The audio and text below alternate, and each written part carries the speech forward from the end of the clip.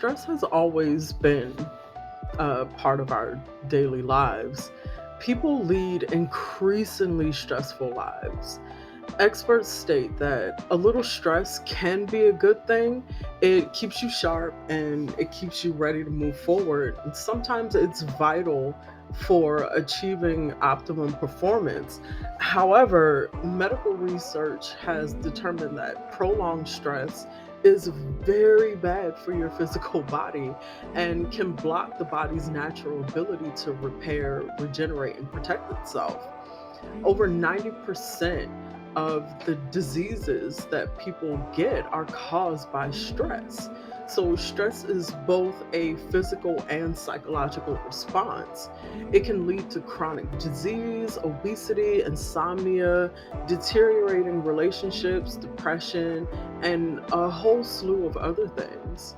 Stress is such a powerful force that it is vital for us all to learn effective stress management techniques to live successful, happy, and healthy lives.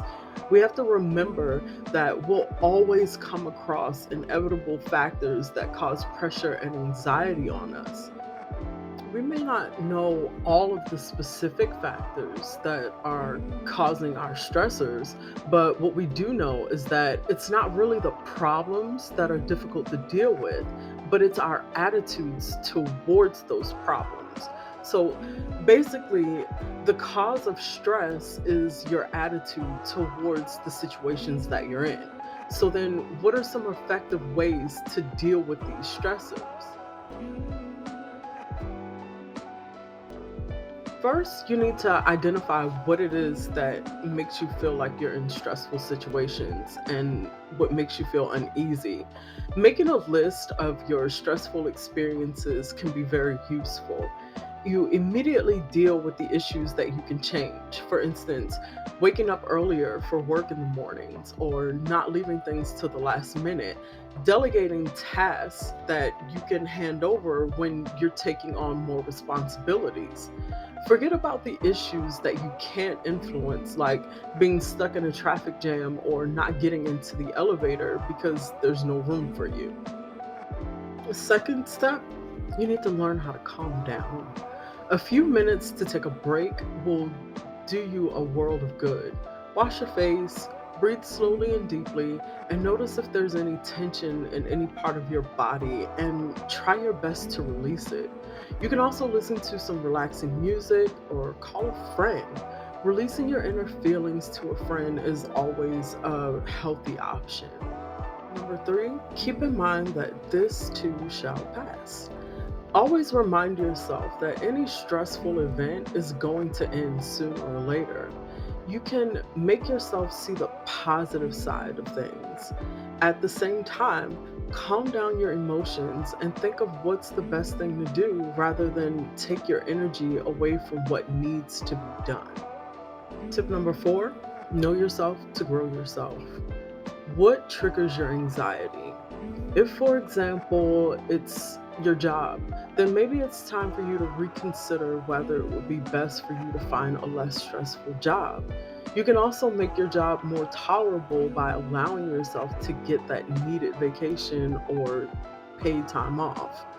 But you have to know what it is that you need for yourself so that you can eliminate whatever stressors are coming from the situations that you're in. Last but certainly not least, learn to use your relaxation response. Just like we all have within us a stress response, we also have an opposite, which is the relaxation response.